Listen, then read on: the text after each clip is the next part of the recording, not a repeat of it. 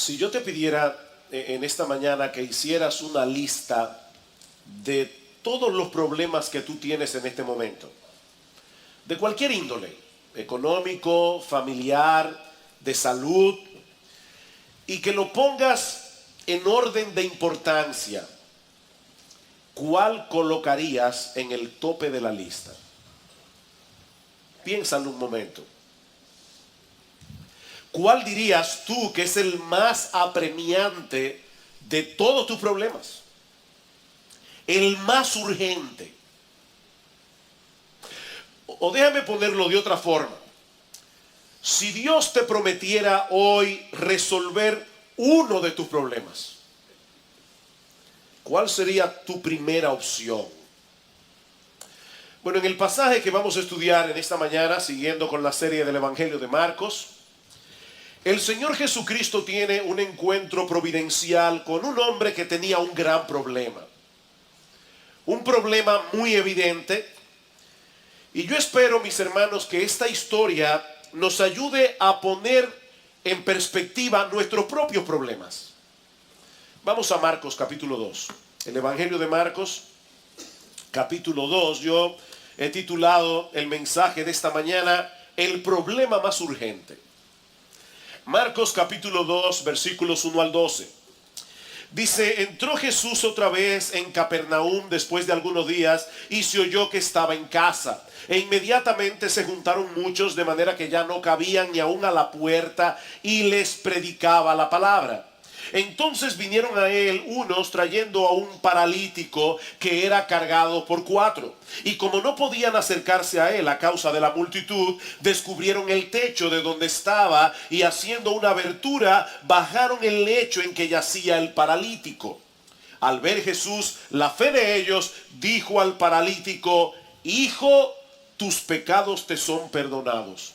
Estaban allí sentados algunos de los escribas, los cuales cavilaban en sus corazones, ¿por qué habla este así? Blasfemias dice, ¿quién puede perdonar pecados sino solo Dios? Y conociendo luego Jesús en su espíritu que cavilaban de esta manera dentro de sí mismo, les dijo, ¿por qué caviláis así en vuestros corazones? ¿Qué es más fácil, decir al paralítico, tus pecados te son perdonados? O decirle, levántate, toma tu lecho y anda. Pues para que sepáis que el Hijo del Hombre tiene potestad en la tierra para perdonar pecados, dijo al paralítico, a ti te digo, levántate, toma tu lecho y vete a tu casa. Entonces él se levantó enseguida y tomando su lecho salió delante de todos, de manera que todos se asombraban y glorificaron a Dios diciendo, nunca hemos visto tal cosa.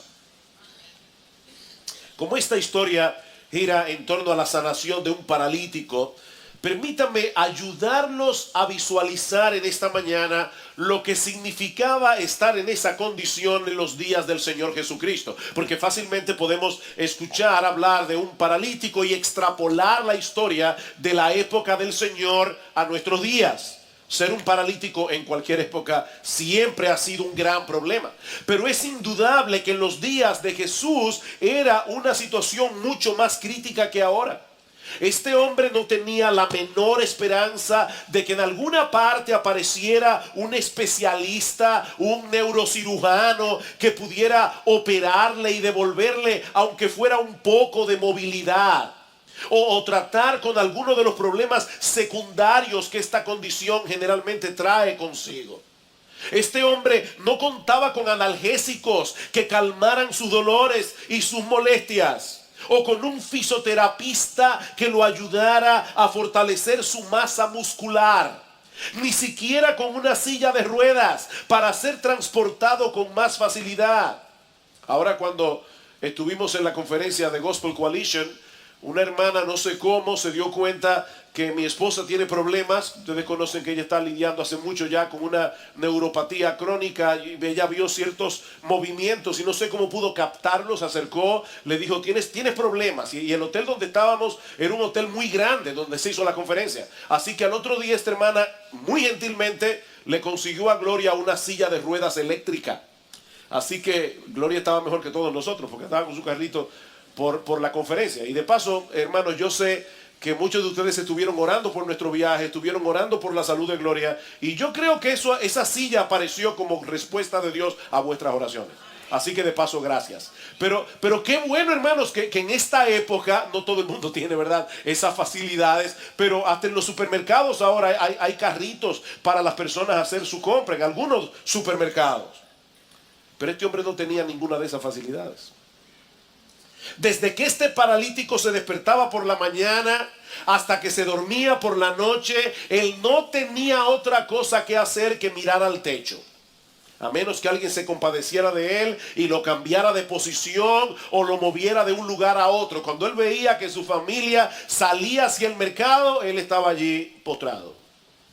Cada día la misma monotonía, cada día el mismo escenario, el mismo aislamiento, tirado en el suelo o en una litera, semana tras semana, mes tras mes, año tras año, teniendo que depender completamente de otros para suplir cualquiera de sus necesidades, por más pequeña que fuera. Este hombre necesitaba ayuda para vestirse, necesitaba ayuda para bañarse, necesitaba ayuda incluso, mis hermanos, para poder hacer cualquier necesidad fisiológica. Por eso alguien describe la condición de este hombre a través de un conjunto de palabras que pueda darnos una idea aproximada de su condición emocional. Dependencia, humillación, confinamiento, a lo que yo añado claustrofobia, aburrimiento, soledad, frustración, vergüenza, desesperación. De manera que el problema de este hombre era más que evidente. Él estaba paralítico. Si él hubiera escuchado la pregunta con la que yo inicié este sermón en la mañana, si tú tuvieras que poner en orden, en una lista, en el tope de prioridades, ¿cuál es tu problema más urgente? Él hubiera dicho: mi problema más urgente es que no puedo caminar. Y que no existe la menor posibilidad de que alguna vez yo pueda hacerlo. Pero de repente aparece un hombre llamado Jesús en la misma ciudad donde vivía el paralítico, la ciudad de Capernaum, haciendo milagros extraordinarios, como vimos hace unas semanas atrás. Recuerdan cómo todo el pueblo se agolpó a la puerta para ver a Jesús y para ser sanado, y cómo él sanaba todo tipo de enfermedad. De hecho, inmediatamente antes del relato del paralítico, lo que Marcos nos narra es la sanación de un leproso. Así que por primera vez este hombre vislumbra un rayo de esperanza. Hay una pequeña luz al final del túnel. Sobre todo porque este hombre cuenta con un grupo de amigos fieles. Un grupo de amigos que son capaces de hacer lo que fuera para llevarlo hasta Jesús. Así que ponen el plan en marcha. Toman al hombre, lo ponen en una litera, lo llevan a la casa donde está el Señor, pero al llegar se topan con una muralla humana impenetrable. Vean otra vez el versículo 1. Entró Jesús otra vez en Capernaum después de algunos días y se oyó que estaba en casa, e inmediatamente se juntaron muchos, de manera que ya no cabían ni aún a la puerta, y les predicaba la palabra. Había tanta gente en la casa que era imposible acercarse a Jesús, y mucho menos cargando a un hombre en una camilla. Pero estos amigos eran persistentes. Y de paso, hermanos, esa es una de las características de la fe. El que verdaderamente cree, actúa porque cree. Y estos hombres creían, ellos tenían la convicción de que Jesús podía sanar a su amigo. Así que tomaron la decisión de llegar hasta él de la única manera posible: desde arriba. Las casas en Israel solían tener una escalera exterior para subir a los techos. Los techos eran usados como terrazas y estaban tan pegadas la una de la otra que si una casa no tenía escalera, era fácil subir a otra casa e ir saltando de techo en techo hasta llegar a la casa que tú querías llegar. No sabemos cómo fue que los amigos del paralítico hicieron su asunto, pero ellos llevaron al hombre hasta donde estaba Jesús. Y de inmediato comienzan a abrir un hueco en el techo por donde bajar al paralítico. Por supuesto, hermanos, Los techos de aquellos días no eran como los de ahora. No se imagine algo así, porque habría que buscar un aparato mecánico para poder hacerlo. No, los techos de aquellos días eran de madera, cubiertos muchas veces de una capa de barro o arcilla. Había ramas cubiertas por esta capa de barro. Ahora yo quiero que ustedes se imaginen la escena, ¿verdad? El Señor está predicando la palabra, comienza a oírse un ruido en el techo, se forma una nube de polvo que cae sobre Jesús y sobre la gente que está allí, hasta que se abre un hueco bastante grande y aparecen 4 hombres mirando para abajo. Y para colmo, están tratando de bajar a otro en una camilla.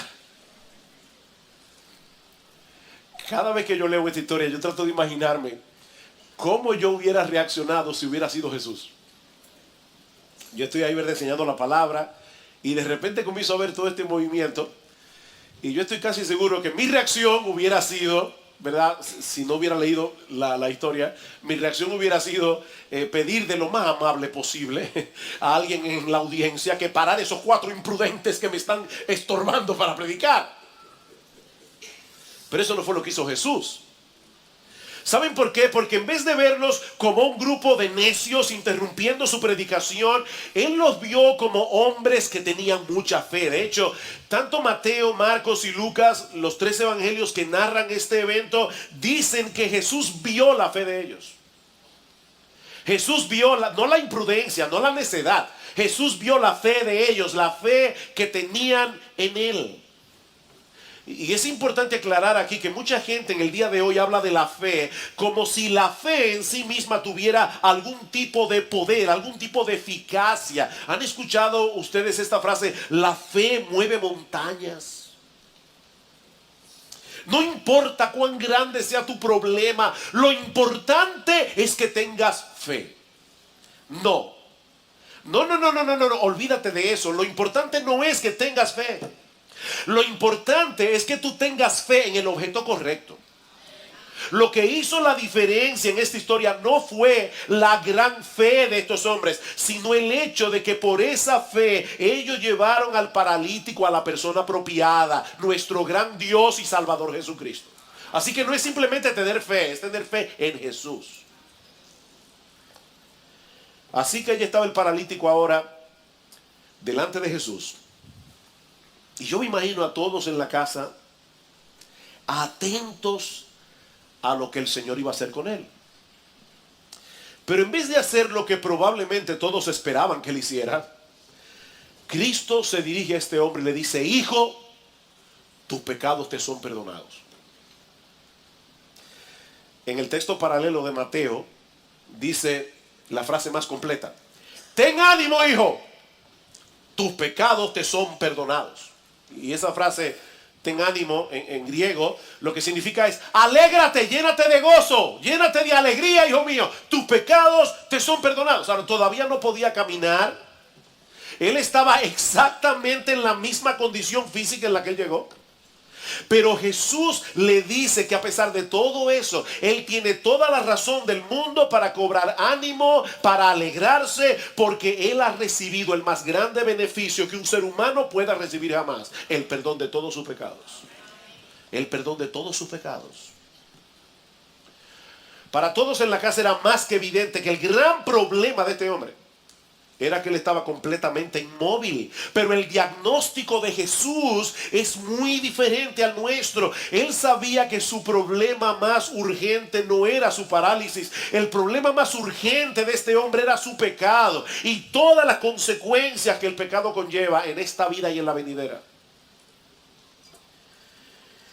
Y aclaro que cuando yo hablo de pecado, no me refiero únicamente a aquellos actos pecaminosos que la gente suele hacer: mentir, robar, matar, codiciar, envidiar, chismear, adulterar y todo lo terminados en ar. No, yo no me estoy refiriendo a eso. Yo me estoy refiriendo más bien a la fuente que produce todos esos pecados. Y es el hecho de que el hombre ha decidido vivir de espaldas a Dios. El hombre ha decidido hacer su propia voluntad, buscar su propia gloria. En otras palabras, el hombre ha decidido ser su propio Dios. De hecho, piensen por un momento en este paralítico. Él no tenía mucha capacidad para hacer actos pecaminosos. Él no se podía mover. Él no podía robar, él no podía adulterar, él no podía matar, pero podía pecar.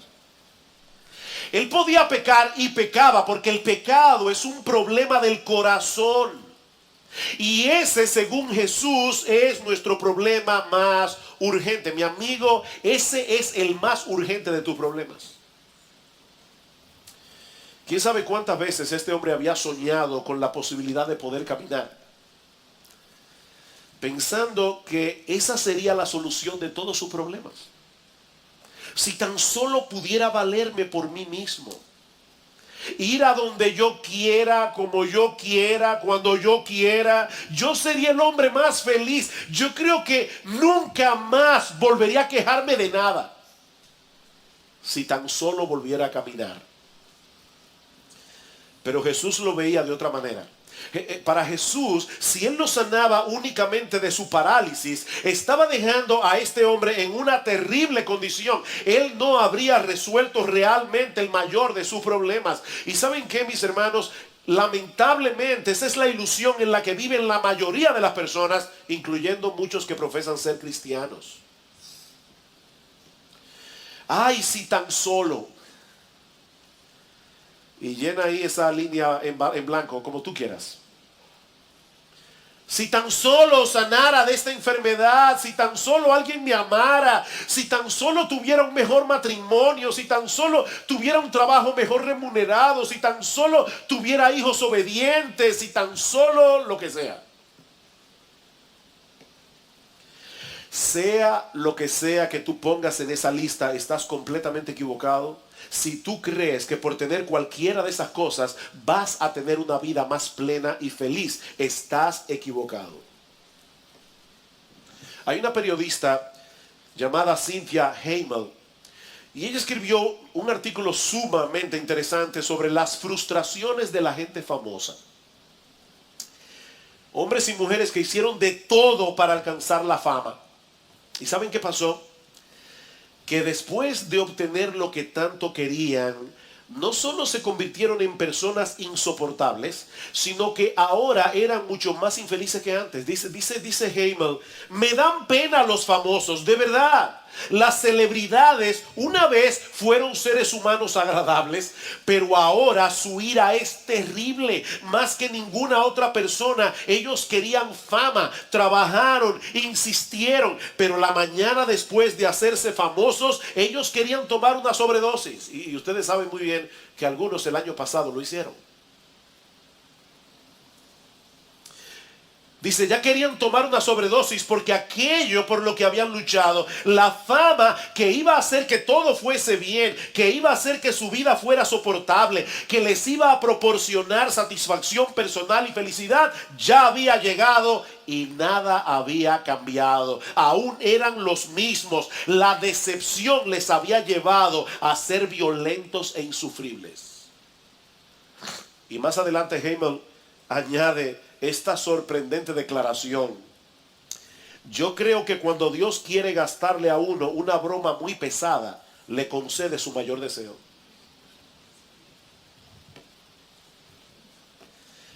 Pero eso no fue lo que hizo el Señor con el paralítico. Él no le dio lo que él quería, él le dio lo que necesitaba. No lo que él quería, lo que él necesitaba. Y no era la sanidad de su cuerpo, era la sanidad de su alma. Lo que este paralítico necesitaba más urgentemente era el perdón de sus pecados, y eso fue precisamente lo que Cristo le dio. Mi amigo, otra vez, yo no sé cuál es el mayor anhelo tuyo en esta mañana,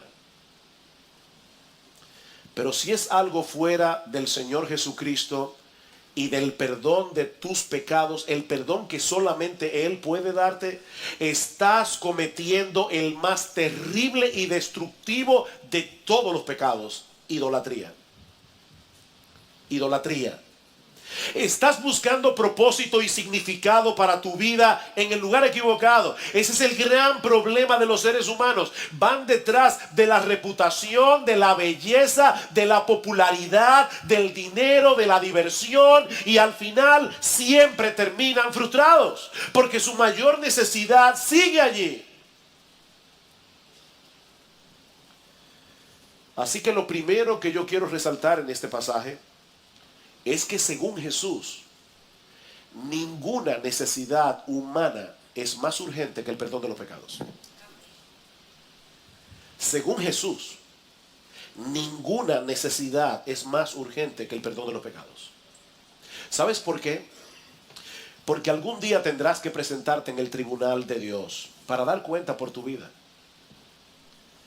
Y en ese juicio nadie saldrá bien parado. Nadie saldrá bien parado. Dice la Escritura en Hebreos capítulo 4, versículo 13, que todas las cosas están desnudas y abiertas a los ojos de aquel a quien tenemos que dar cuentas. Dios conoce nuestra vida. Dios conoce cada íntimo detalle que tú crees que nadie conoce. Dice en Romanos capítulo 3, versículo 10, que en el mundo entero no hay justo ni aún uno, no hay quien haga lo bueno, no hay ni siquiera uno. Todos se desviaron, a una se hicieron inútiles. Todos, absolutamente todos. Pero en medio de ese panorama tan aterrador, este pasaje contiene una increíble noticia. Y es que ese mismo Dios contra el cual hemos pecado, ese mismo Dios que ha sido ofendido todo el tiempo por nosotros, ese mismo Dios decidió resolver el problema a costa de un gran sacrificio. Versículo 6. Estaban allí sentados algunos de los escribas, los cuales cavilaban en sus corazones: ¿por qué habla este así? Blasfemias dice. ¿Quién puede perdonar pecados si no solo Dios? Y conociendo luego Jesús en su espíritu que cavilaban de esta manera dentro de sí mismo, les dijo: ¿por qué caviláis así en vuestros corazones? Interesante, ellos no habían expresado absolutamente nada con sus bocas. De hecho, la palabra que aparece en el versículo 8 es la palabra dialogizomai, de donde viene nuestra palabra diálogo. Jesús tiene el poder para escuchar nuestro diálogo interior. Todos tenemos un diálogo interior. No tenemos que hablar con nadie. Nosotros hablamos con nosotros mismos todo el tiempo. Y Jesús escucha ese diálogo interior que había en los corazones de estos líderes religiosos de Israel. Y lo interesante, mis hermanos y amigos que están aquí en esta mañana, es que en este caso el proceso de razonamiento de estos líderes era correcto. Absolutamente correcto, excepto en una cosa. Ellos pensaron: mira acá, Jesús está clamando tener poder para perdonar pecados. Correcto, perfectamente correcto, eso es así. Jesús no le dijo a este paralítico: hijo mío, ve a Dios para que te perdone tus pecados. Él le dijo: yo te perdono tus pecados. Así que ellos pensaron: ¿Jesús está diciendo tener la autoridad para perdonar pecados? Sí. Sí. Entonces, Jesús está diciendo que Él es Dios porque solo Dios puede perdonar pecados. Correcto otra vez. Correcto otra vez. Todos los pecados que nosotros cometemos los cometemos primariamente contra Dios, y por lo tanto solo Dios puede perdonar los pecados. Dice en el Salmo 51, cuando David peca contra Betsabé y peca contra Urías Eteo, y David confiesa su pecado delante del Señor y le dice: contra ti solo he pecado y he hecho lo malo delante de tus ojos. Y en el Salmo 103 dice: Él es quien perdona todas tus iniquidades. Así que estos líderes religiosos están allí con ese diálogo interior. Jesús está diciendo que Él puede perdonar pecados, pero solo Dios puede perdonar pecados. ¿Cuál es la conclusión? Jesús está diciendo que Él es Dios. Correcto otra vez. Eso era exactamente lo que Jesús le estaba diciendo. El Señor cuando le dice al paralítico, hijo, tus pecados te son perdonados, lo que le está diciendo en realidad es que todos los pecados que él había cometido en su vida, los había cometido contra Jesús. Y ahora él le dice, hijo, ten ánimo. Toda tu vida has pecado contra mí y ahora quiero que sepas que yo te perdono todos tus pecados. Imagínate que hay un individuo que es asaltado por una banda de 4 o 5, lo golpean, le roban y lo dejan tirado medio muerto en la calle. Lo llevan al hospital y entonces de repente aparece el mejor amigo del asaltado con una sonrisa de oreja a oreja y le dice, te tengo una buena noticia. Conocí a todos tus asaltantes y ya yo los perdoné. ¿Y quién te dio a ti permiso o autoridad para perdonar en mi nombre lo que me hicieron a mí? No hay un hombre en la tierra que tenga autoridad para perdonar pecados. Porque todos nuestros pecados son contra Dios. Por supuesto, los líderes religiosos de Israel no pueden aceptar de ninguna manera esa conclusión de Jesús y lo acusan de ser un blasfemo. La misma acusación que iban a hacer más tarde para acusarlo y llevarlo a la pena capital. Versículo 7. ¿Por qué habla este así? Blasfemias, dice. Y ciertamente, mis hermanos, si Jesús era un hombre común y corriente, lo que Jesús está diciendo aquí era una blasfemia. Pero entonces eso lleva al Señor a traer esta pregunta tan enigmática en el versículo 9. ¿Qué es más fácil? Escuchen la pregunta, hermanos. ¿Qué es más fácil? ¿Decir al paralítico tus pecados te son perdonados o decirle levántate, toma tu lecho y anda? Miren, esa pregunta no es tan sencilla como parece a primera vista. Porque alguien pudiera decir, bueno, es más fácil decir tus pecados te son perdonados porque nadie puede subir al cielo y revisar, ¿verdad? Los folios de la corte divina y ver si es verdad que nuestros pecados han sido perdonados. Así que yo decirle a una persona tus pecados te son perdonados es muy fácil. Pero si le digo levántate, toma tu lecho y anda, y el individuo no se levanta, entonces es obvio que yo no estoy hablando la verdad.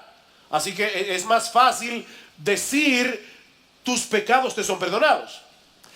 Sin embargo, yo creo que el Señor está planteando este dilema para llevarnos a otra conclusión. Ya Jesús había demostrado en el capítulo anterior que Él era capaz de sanar todo tipo de enfermedad. No olviden eso. Él acaba de sanar al final del capítulo 1 a un leproso. Solamente con decirle, yo quiero, sé limpio. Y dice que al instante la lepra se fue de él. Jesús tenía poder. Para él era fácil sanar a este paralítico. Era más fácil sanarlo que concederle el perdón. Porque ese perdón le iba a costar a Jesús mucho sufrimiento.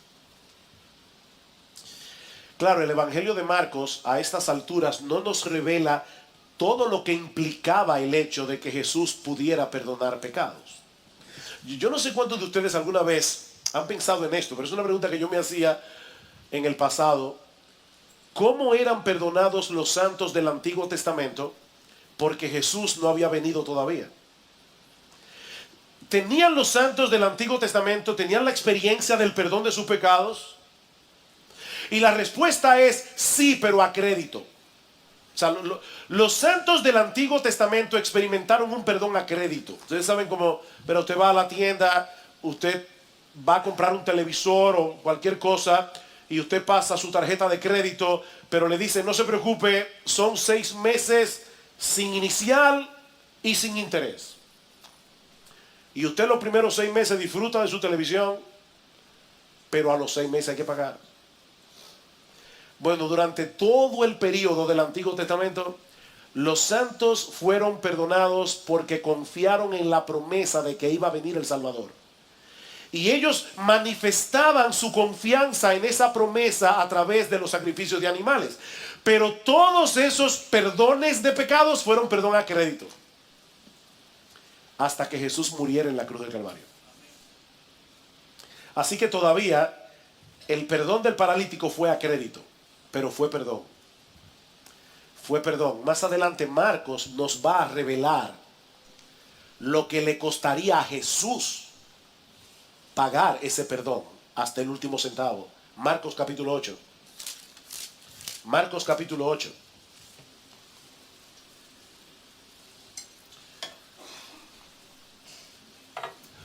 Para algunas personas el perdón de los pecados es algo tan sencillo. Reza 10 Ave María, 4 Padre Nuestro y ya tienes.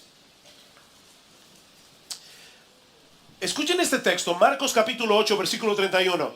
Y comenzó a enseñarles, tomen nota de cada palabra que aparece aquí. Comenzó a enseñarles que le era necesario al Hijo del Hombre padecer mucho y ser desechado por los ancianos, por los principales sacerdotes y por los escribas, y ser muerto y resucitar después de 3 días.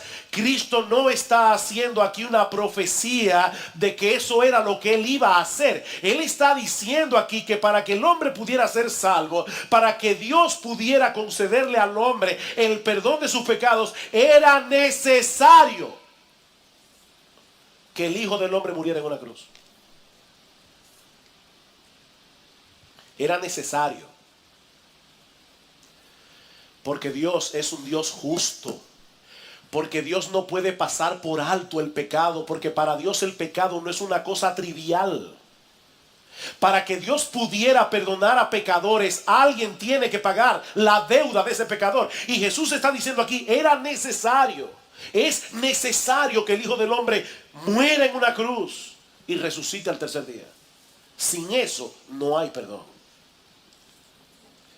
Así que para Jesús era más fácil decirle al paralítico, levántate y anda, que decirle, tus pecados te son perdonados. La sanidad del paralítico no era más que una evidencia de que Jesús tenía la autoridad para conceder algo más grandioso que la sanidad del cuerpo. Versículo 10 de Marcos 2. Pues para que sepáis que el Hijo del Hombre tiene potestad en la tierra para perdonar pecados, dijo al paralítico, a ti te digo, levántate, toma tu lecho y vete a tu casa. Entonces él se levantó enseguida y tomando su lecho salió delante de todos, de manera que todos se asombraron y glorificaron a Dios diciendo, nunca hemos visto tal cosa. Dos cosas ocurrieron aquí simultáneamente. Su parálisis fue sanada. Sus músculos se fortalecieron de tal manera que el paralítico se puso en pie, tomó su camilla y salió caminando. Yo estoy seguro que si cualquiera de nosotros hubiera estado allí esa mañana, habríamos reaccionado igual que la multitud, sorprendidos por la sanación del paralítico. Pero eso no fue lo más importante ni fue lo más extraordinario que sucedió en ese momento. Ese milagro no era más que una evidencia de la autoridad que tiene Jesús para conceder a los hombres que confían en Él el perdón de todos sus pecados. Dice el Salmo 32, bienaventurado aquel cuya transgresión ha sido perdonada y cubierto su pecado. Bienaventurado. Dichoso el hombre que ha tenido esa bendición. Mis hermanos, no existe en todo el mundo una bendición más grande que esta. Este paralítico salió caminando de la casa aquel día, pero ¿saben qué? Eso no impidió que su cuerpo continuara el proceso natural de deterioro que culmina con la muerte. Aquí hay hermanos que han sido sanados milagrosamente, pero se van a morir algún día. Igual que los que estaban sanos. Ese es el destino final de todo hombre. Nos vamos a morir, por si no lo sabías. Con toda seguridad. Tú puedes hacer ejercicio, puedes hacer dieta, puedes hacer todo lo que tú quieras y vas a mejorar tu calidad de vida, pero te vas a morir. Tú vas a terminar en una tumba. Como decía un letrero en un gimnasio, come bien, haz ejercicio y muérete de todos modos. Esa es la realidad. Esa es la realidad. En otras palabras, el beneficio físico que él recibió fue extraordinario, pero fue temporal. Fue temporal. Pero el perdón de sus pecados le aseguró a este hombre un lugar en la presencia de Dios por los siglos de los siglos. Por los siglos de los siglos. Y no solo eso, ese perdón le dio a este hombre, escuchen bien, este perdón le dio a este hombre la libertad y el gozo de saberse aceptado por Dios, no por lo que él hiciera, no por lo que él dejara de hacer, sino por la gracia que Jesús decidió otorgarle gratuitamente. Ahora, cuando estuvimos de viaje, Gloria y yo visitamos una librería cristiana. Nos hablaron de una librería que hay en Barcelona, muy grande. Y Gloria encontró un pequeño libro escrito por Tim Keller, este librito que está aquí, que se llama La respuesta del espejo, solución definitiva a los problemas de autoestima. Y por cierto, lo recomiendo absolutamente. Está basado en un pasaje de 1 Corintios capítulo 3. Yo no voy a leerles el texto completo, pero tal vez sería bueno que leyeran conmigo 1 Corintios capítulo 3, porque es increíble cómo esto conecta con Marcos 2. Dice el Señor, dice el apóstol Pablo, Pablo estaba siendo juzgado por los corintios y algunos de ellos estaban aún preguntándose si Pablo era un verdadero apóstol de Jesús. Y Pablo les dice, versículo 3, yo en muy poco tengo el ser juzgado por vosotros o por tribunal humano, y ni aún yo me juzgo a mí mismo, porque aunque de nada tengo mala conciencia, no por eso soy justificado, pero el que me juzga es el Señor. ¿Saben cuál es el problema que nosotros tenemos con la autoestima? Los psicólogos modernos dicen es muy importante que las personas tengan una sana autoestima. El problema es que el autoestima de los hombres viene a través de lo que los demás piensan de él, del valor que los demás le atribuyen o del valor que él se atribuye a sí mismo. Entonces ahí están los hombres tratando de probar algo a los demás, de que él vale algo, de que su vida tiene propósito, de que él es una persona importante, pero nunca llenamos la medida de lo que el mundo quiere de nosotros. Ese es el problema. Si tú vas a vivir para los hombres, te tengo una mala noticia, tú nunca vas a poder agradar a todo el mundo. ¿Cuál es la solución? Bueno, el mundo dice, no te preocupes por lo que los demás piensan de ti. Lo importante es lo que tú piensas acerca de ti mismo. ¿Sabes qué? Eso tampoco es una solución. Porque o tú te pones un estándar demasiado bajo para poder cumplirlo, y eso te va a frustrar también. O tú vas a vivir frustrado porque tampoco vas a llenar la medida de lo que tú crees que tú deberías ser. Así que esa no es la solución.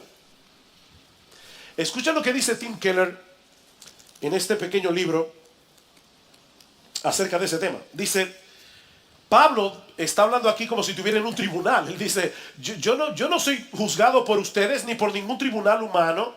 Y dice, ¿te das cuenta la manera en que Pablo dice que no le importa lo que los corintios piensen de él o lo que piense ningún tribunal humano? Resulta extraño que hable sobre tribunales. Después de todo, los corintios no eran un tribunal. Yo creo que él habla de forma metafórica. Y dice que el problema con la autoestima, sea alta o sea baja, es que cada día estamos en la sala del tribunal.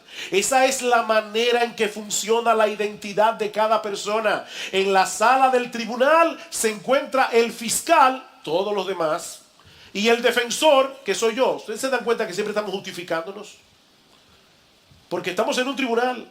Y todo lo que hacemos es mostrar la evidencia para el fiscal y para el defensor. Algunos días parece que ganamos el juicio y otros días sentimos que lo perdemos. Pero Pablo dice que ha encontrado el secreto. ¿Saben cuál es? Que el juicio ya se terminó para él. Él está fuera de la sala del tribunal. Ya está, se terminó. Porque el veredicto fundamental ya está dado, lo dio Dios. Hijo mío, tus pecados te son perdonados. Ya que importa lo que piense el otro, tus pecados te son... El Dios del cielo, el Dios de toda perfección, te dice: hijo mío, ten ánimo, tus pecados te son perdonados, ya tú no necesitas nada más. Tus pecados fueron perdonados. Y aunque Keller no cita en ninguna parte de este libro Marcos capítulo 2, yo sabía que cuando llegara esta semana yo iba a predicar este domingo acerca de este pasaje, y constantemente me venía esa frase de nuestro bendito Señor y Salvador Jesucristo: hijo mío, ten ánimo, tus pecados te son perdonados. ¿Saben cuál es el problema que plantea la psicología del mundo con respecto a la autoestima? ¿Saben cuál es el problema? Que en el mundo el veredicto viene después del desempeño. O sea, tú siempre estás tratando de probar que eres alguien. El veredicto viene después del desempeño. Todos juzgan tu valor, tu lugar en el mundo de acuerdo a lo que haces, de acuerdo a lo que puedes lograr, y nunca es suficiente. Nunca. Me llamó la atención una entrevista que le hicieron a Madonna en la revista Vogue. Y definitivamente Madonna, en esta declaración, yo creo que es más sincera que muchos cristianos. O por lo menos vamos a decir que allí ella muestra que conoce un poco su corazón. Dice Madonna: mi impulso en la vida proviene del temor a ser mediocre. Eso es lo que siempre me empuja. Dejo atrás la fascinación y me descubro a mí misma como un ser humano especial, pero luego siento que aún soy mediocre y poco interesante, a menos que haga otra cosa. Porque a pesar de que me he convertido en alguien, todavía tengo que probar que soy alguien. Mi lucha nunca ha terminado y creo que nunca va a terminar. Madonna, una mujer famosa, una mujer que tiene todo lo que ella quiera, una mujer popular, pero esta mujer ha llegado a entender que no importa lo que tú logres en este mundo, nunca es suficiente. Es como una sanguijuela que tenemos adentro que dice: dame más, dame más. ¿Saben qué es lo glorioso del Evangelio? Lo glorioso del Evangelio es que el veredicto viene primero y el desempeño después. ¿Oyeron eso? En el Evangelio el veredicto viene primero. Este paralítico no había hecho nada, era un paralítico. Él no había hecho ninguna buena obra, él no estaba en un club de caridad, él no era del Club Rotario ni de los Leones, él no había hecho nada. Pero de pura gracia Jesús le dijo: hijo, ten ánimo, tus pecados te son perdonados. ¿Saben lo que eso produce? Eso produce en el hombre una gratitud que lo energiza para hacer algo. Así que en el Evangelio el veredicto viene primero, tus pecados te son perdonados, el desempeño viene después, como consecuencia del veredicto. Por medio de la fe en Jesús, el Dios del cielo perdona todos nuestros pecados y pone en nuestra cuenta la justicia perfecta de su Hijo. O ustedes no desayunaron esta mañana o están medio dormidos. ¿Tú oíste eso? Por medio de la fe en Jesús, piensa en todos tus pecados, todos los pecados que tú has cometido en toda tu vida. Por medio de la fe en Jesús, el Dios del cielo, el perfecto en santidad, el perfecto en...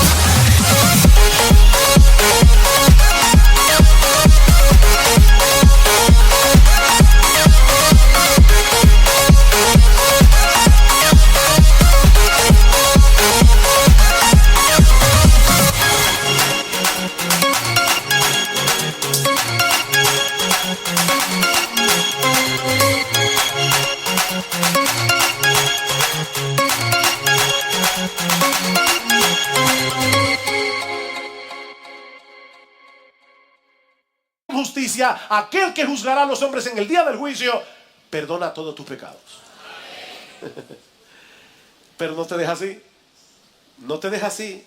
Si tú tuvieras una deuda pendiente con el banco de 40 millones de dólares y aparece un buen samaritano que te dice: no te preocupes, yo voy a pagar tu deuda completa en el banco. Cuando él pague tu deuda, ¿sabes en cuánto va a estar tu cuenta del banco? En cero. Así que Jesús no se limita a perdonar pecados, sino que ahora pone en nuestra cuenta bancaria su justicia perfecta por medio de la fe. Aleluya, aleluya, gloria al Señor. Eso es increíble. Por pura gracia, gratuitamente, por medio de la fe. Al que no conoció pecado, por nosotros lo hizo pecado, para que nosotros fuésemos hechos justicia de Dios en él. Dios me ve a mí ahora como él ve a su hijo. Y Dios, por causa de que yo estoy, mi vida está escondida en Cristo, Dios me ve a mí como ve a su hijo y me trata como su hijo. Dios le dice a cada uno de sus hijos, a cada uno: óyeme bien, porque está en Cristo, este es mi hijo amado en el que yo tengo complacencia. ¿Qué problema de autoestima puede tener una persona que crea eso? Y ya, ¿qué importa lo que piensen los demás? De hecho, ¿qué importa lo que pienses tú mismo acerca de ti mismo? Pablo dice: ni aún yo me juzgo a mí mismo, porque ya yo no estoy en un tribunal, el juicio terminó. Ya no estoy en el tribunal y el veredicto ya fue emitido. Mi amigo, yo no sé cuáles son los problemas que te agobian en esta mañana, pero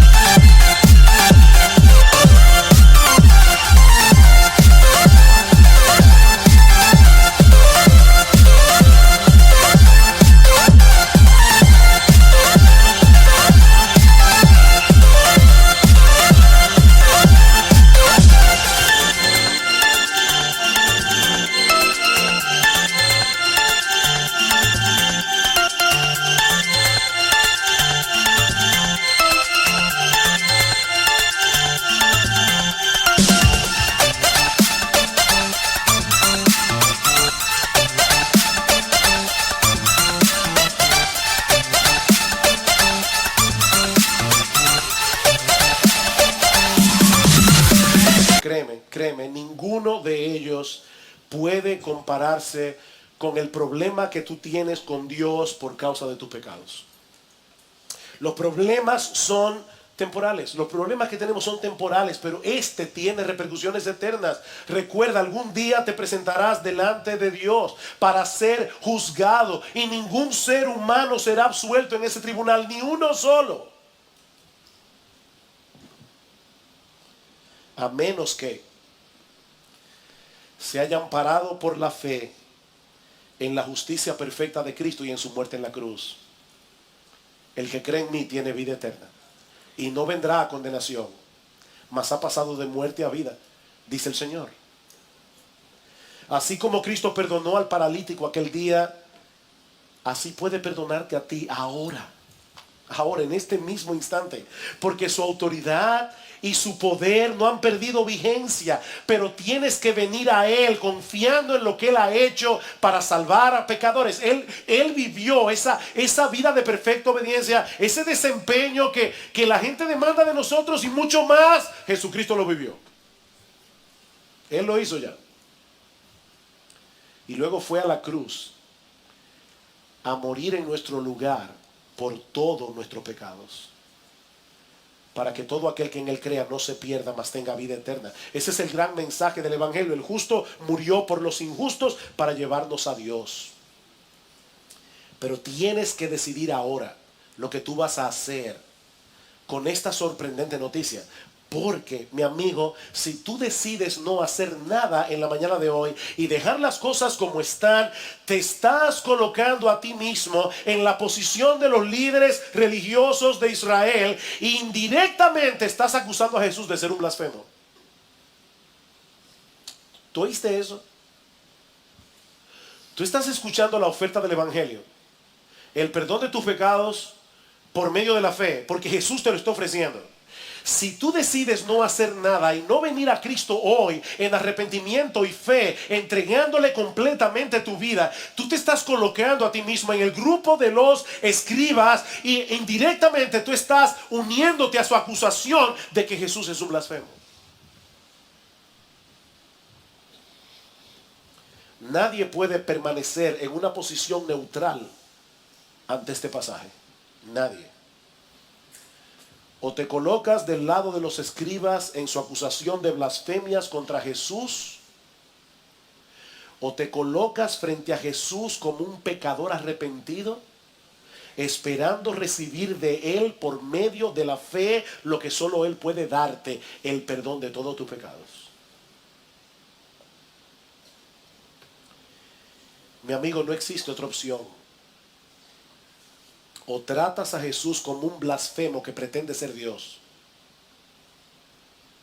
o te postras ante Él reconociendo que Él es el Dios encarnado, que vino al mundo a salvar pecadores por medio del sacrificio de sí mismo. Qué gran salvación y qué gran Salvador. Qué gran Salvador. Quiere el Señor manifestar su poder en este día, obrando en la vida de muchos, arrepentimiento y fe, para que puedan salir de este lugar con el alivio, la libertad, el gozo, la alegría de saber que todos sus pecados fueron perdonados por aquel que tiene potestad en la tierra para perdonar pecados, nuestro gran Dios y Salvador Jesucristo.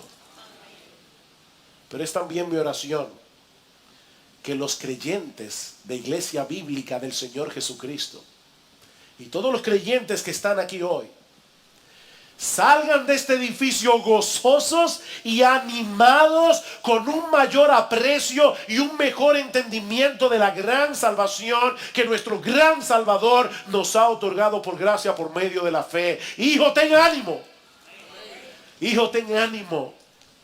Tus pecados te son perdonados.